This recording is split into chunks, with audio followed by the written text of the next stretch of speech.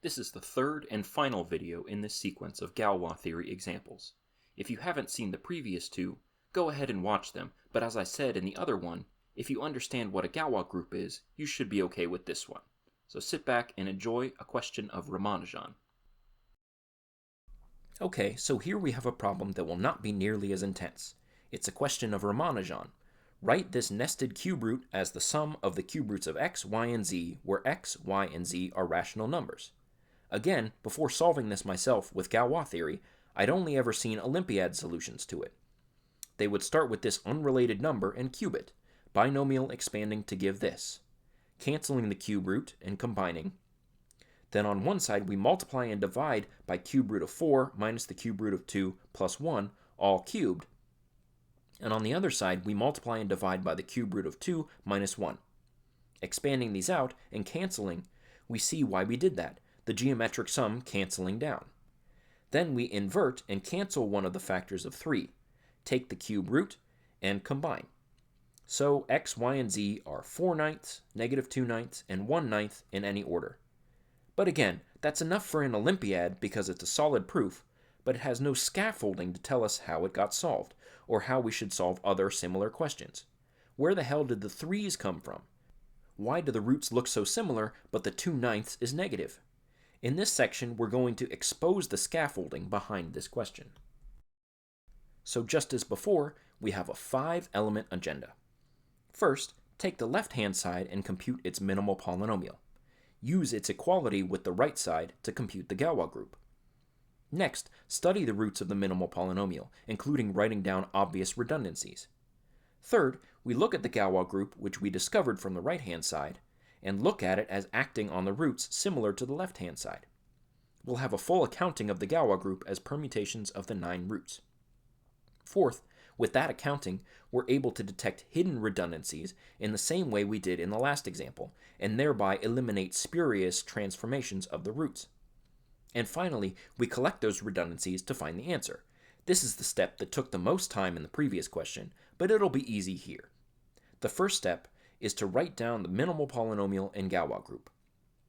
If we let x equal the left-hand side, we can do a couple of manipulations to turn it into a polynomial with only rational coefficients. Here's the end result. Remember, we need to work with irreducible polynomials or else the roots don't mix. So is this irreducible? Spoiler, yes, it is, and we'll use Eisenstein's criterion mod 3 to prove it. Taking it mod 3, the middle terms cancel, and 9 equals 3 times 3, and remembering the Frobenius automorphism twice, we end with x minus 1 to the 9th mod 3. And hence if we instead look at p of x plus 1 mod 3, the end result is x to the 9th. So all the coefficients below the leading term are divisible by 3. The other half of Eisenstein is to know that the constant term isn't divisible by 3 squared. And we know the constant term is when we plug in x equals 0. That's p of 1, which ends up just being 6. Obviously not divisible by 9. So Eisenstein says it certainly is irreducible. That's great, because that means that the Galois group can map each root to each other root, and this is in fact the minimal polynomial. Amazing! Now let's figure out the Galois group. If L is the splitting field, we know a few things. First, if x satisfies this equation, then zeta 3 times x does too, since x is only being cubed. So zeta 3 is the ratio of 2 roots and must be in L. Second, on the right side of the equation, the Galois conjugates of the cube root of x are the cube root of x times a power of zeta 3. That means that if M is the field generated by zeta 3 and the cube roots of x, y, and z, then M contains all the roots, so the splitting field L sits inside M. It might be equal to M, it might not, but L certainly must at least sit inside M. And finally, we know that M is Galois over Q. Why? Because it's built from 3 Galois extensions, the splitting fields of t cubed minus x minus y and minus z. And any Galois action of M can be built from permutations of these 3 fields, which means that their images all land back in M. In other words, any irreducible polynomial with one root in M is built from these 4 components, zeta and the cube roots, and hence we can write down a polynomial whose roots are given by applying the Galois groups of root x, root y, root z, and zeta 3 separately, and this polynomial has rational coefficients, so it's divisible by that irreducible polynomial, and hence its roots are all in M also. Great, so what is M's Galois group? Knowing this will help us figure out what L's is, but M is easier to analyze. Anyway, so what do we know about M? It contains zeta 3, and everything else is essentially symmetric, so let's look at the Galois group of M over Q adjoin zeta 3. Because we know the Galois groups of the cube roots, we can combine them to say that a permutation of M that fixes zeta 3 is explicitly given by what it does to them.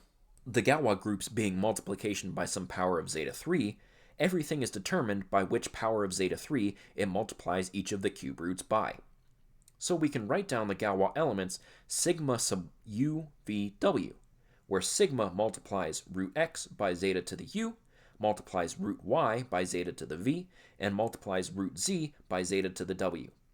Of course, not all of these need be actual Galois elements. There might be some interconnectedness between x, y, and z, but every Galois element that fixes zeta 3 is exactly one of these. And we care because we'll show that they all commute. Writing down the product of two of them, it acts on root x, and we know how the inner one acts on the cube root of x via zeta to the u2, which we can pull out. And again, the inner one acts by multiplication by zeta 3 to the u1. We combine powers of zeta 3 and see that this is symmetric in u1 and u2, and so we can actually reverse the order of the two. Similar computations with root y and root z prove the same thing, so any two sigmas actually commute. And of course, each is of order 3 since we're multiplying by powers of zeta, which repeats after 3 steps. So as an abstract group, gal of M over Q adjoin zeta 3 is contained in z mod 3z cubed, the inclusion map being sending sigma UVW to UVW.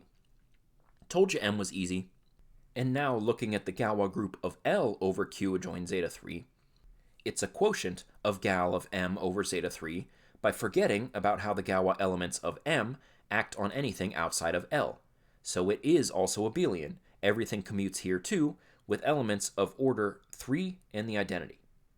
And it has at least 9 elements because we have to be able to take every root to every other, so it has to be either z mod 3z squared or cubed. Which one? Well, if it had 27 elements, there being only 9 roots of p, each root has to be fixed by something. But how can the cube root of x plus the cube root of y plus the cube root of z be fixed?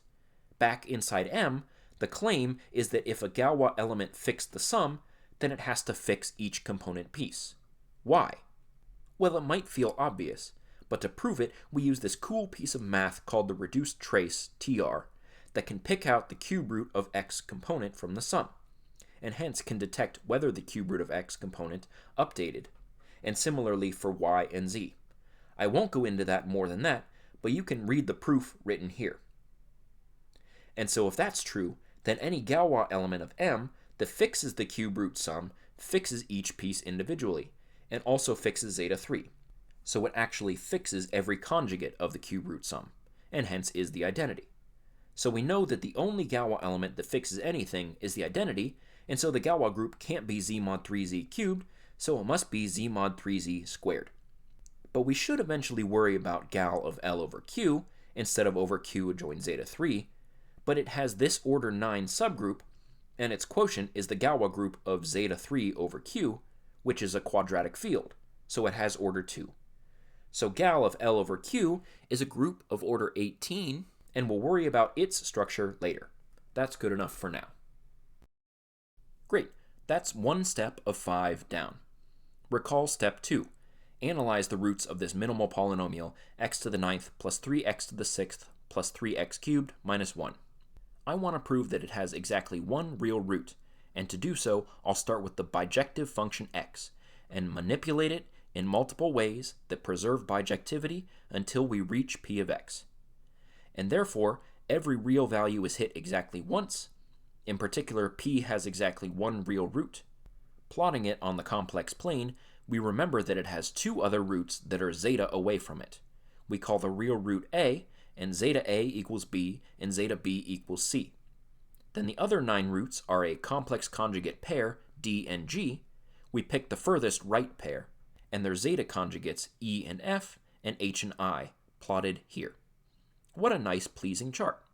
Anyway, we notice that a cubed, d cubed, and g cubed are the roots of the polynomial when we collapse x cubed into x, namely x cubed plus 3x squared plus 3x minus 1 equals 0. And so Vieta's formulas give us 3 immediate redundancies between a, d, and g, namely these 3.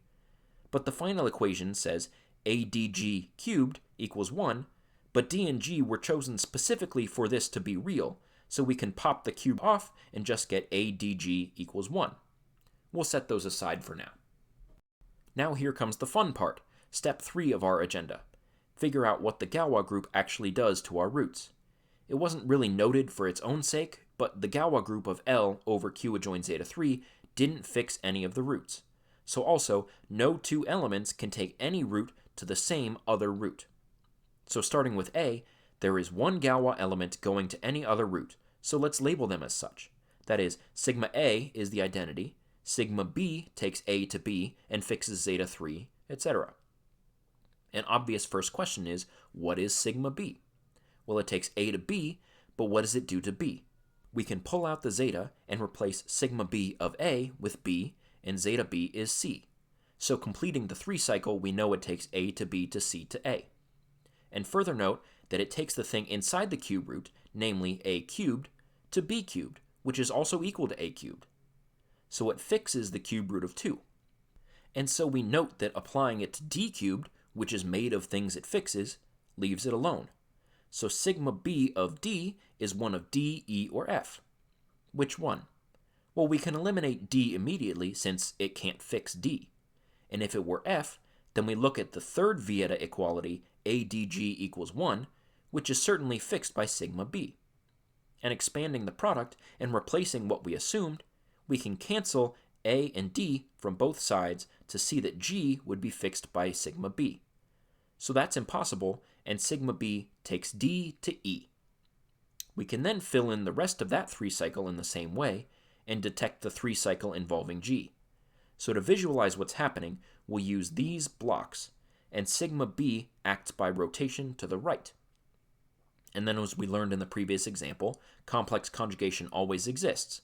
It fixes A, swaps D and G, and swaps zeta and zeta squared. So as you would probably guess, it flips the red roots on the bottom with the blue roots on top, which on the blocks looks like this. We'll just note something about a Galois group with an index 2 subgroup. Applying complex conjugation also swaps group elements in and out of fixing zeta 3, so it swaps them in and out of this sigma A through sigma I set.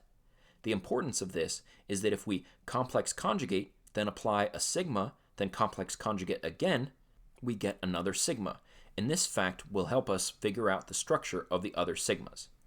So sigma C is just sigma B squared, so the next one to ask about is sigma D. It takes A to D, and what completes the 3 cycle here? It can't be any of A through F, because we already have elements that take A through C to A, and D to D through F, so it has to be G, H, or I. And we go through the case elimination. If it were H, then we know where it takes everything by pulling out zetas. Then we compare complex conjugation, then sigma D, then complex conjugation, that acts like this on the roots, with 2 applications of sigma D and 2 applications of sigma B, which acts like this on the roots. They're both one of the sigmas since they both fix zeta 3, and in fact both send A to G, so they're both sigma G, but they aren't the same. So this case was bad, and we eliminate H. And in the same way, if it takes D to I, then we compare complex conjugation around sigma D, acting like this, with 2 applications of sigma D and 1 of sigma B, acting like this. Again, sends A to G and must be a sigma, but not equal, so we can scratch I too. So we conclude that sigma D is A to D to G to A. And looking at the structure more broadly, if we let A through I be vectors inside Z mod 3Z squared, then any sigma root acts by adding that root's vector to everything mod 3, and complex conjugation acts by negating every vector mod 3. We can use this model to write down equalities like conjugating a sigma root by complex conjugation, multiplying by complex conjugation on both sides of a sigma root, gives sigma sub that root's complex conjugate, but we have bigger fish to fry. The penultimate step in our plan, find the hidden redundancies which will help us eliminate non-Galois root transformations. So far, we haven't done much with our known redundancies, and for good reason. They're incomplete. If we had used them to write down the Galois group, we'd have too many Galois elements. We can ask what extra fake Galois elements we'd find, and what prevents them from being real Galois elements, and a quick counting argument gives us a hint. A can go to any of the 9 roots, and D has no real restriction except it can't have the same cubed image as A. That's 6 choices, and where G goes is fixed by keeping that final Vieta's equation true, for a total of 54 transformations. One example is A is fixed, D goes to zeta 3 times D, which is E, and G goes to zeta 3 squared times G, or I. We see the action of the blocks here. Clearly, this isn't any of the sigmas. It preserves the ordering of the first row, so it's not a complex conjugation, and it preserves all 3 equations. We're back in the same situation with the large group containing the smaller group. Remember the solution. Take an H-fixed polynomial that isn't G-fixed, apply all of G to it, and find the polynomial with those as its roots. As a starting example, we'll take A plus D plus G. This is certainly fixed by complex conjugation, and sigma D. And sigma B multiplies them all by zeta, thereby multiplying the whole sum by zeta. And so we can look at A plus D plus G cubed, which is fixed under all of the actual Galois group. But its image under the spurious Galois group includes 2 other elements. Expanding these out to see how similar they are, we note that they share 3 common terms with different powers of zeta in front of them. We can replace the first one in each from our Vieta knowledge, and we look at the inside of the multiplication by 3 in the rest of it as a better candidate. This is because if we expand this 3-term polynomial out, it actually becomes much simpler. That should look familiar to anyone who solved a cubic equation before, the usual way, not the one that I taught in the last video. Anyway, so now we have to compute uv and u cubed plus v cubed. Nothing to do except expand. We write down what 3uv equals, expand it out and collect terms, and replace terms with their equivalent Vieta factorizations. In the end, we get 9. We do the same thing for u cubed plus v cubed, whose difficulty is only increased by the number of terms, not by the complexity of the procedure. In the end, we expand it all out and end with 0. So collecting it all together, we get these 3 are roots of x cubed minus 9x, so they're 0 and plus or minus 3. There is an actual matchup 1-to-1 because these are specific complex numbers, but it doesn't matter, so we won't bother. And then step 5 of our agenda. We collect these redundancies into an answer. So remember our first redundancies. We were computing a plus d plus g cubed and its fake Galois conjugates. But now we're done. We can just plug in minus 3, 0, and 3 for those 3 things in parentheses, and learn that those 3 cubes are negative 6, 3, and 12. The obvious move is to take cube roots and then add. The d's and g's cancel because of the zetas, and dividing by 3, we get the same solution that the smarmy Olympiad student gave us. Again, I think it's worth it to look back at what we did. We were given a question whose answer in hindsight really doesn't look like it's much related, and we're told to build it from the ground up. And we were able to. I think the nicest part is near the end, where we ended up with the x cubed minus 9x polynomial. Again, that's kind of where it clicked into place. Up to that point, we were just kind of deducing based on the form of the right side that the question provided, but once we hit that point, it was more like, okay, yeah, there it is. We aren't wasting our time. It actually was able to be written in the way it suggested. Anyway, so these were 2 of my favorite examples of Galois theory in action. I hope you have a better idea how to go about using it if you ever need to. And on the screen right now, I've provided 3 exercises for you to solve with your newfound knowledge, the third harder and less routine than the first 2. You can solve them to the level of depth you like, but go ahead and post your answers in the comments. And like the video and subscribe to not miss out on any new uploads. Thanks for watching this far, and I'll see you next time.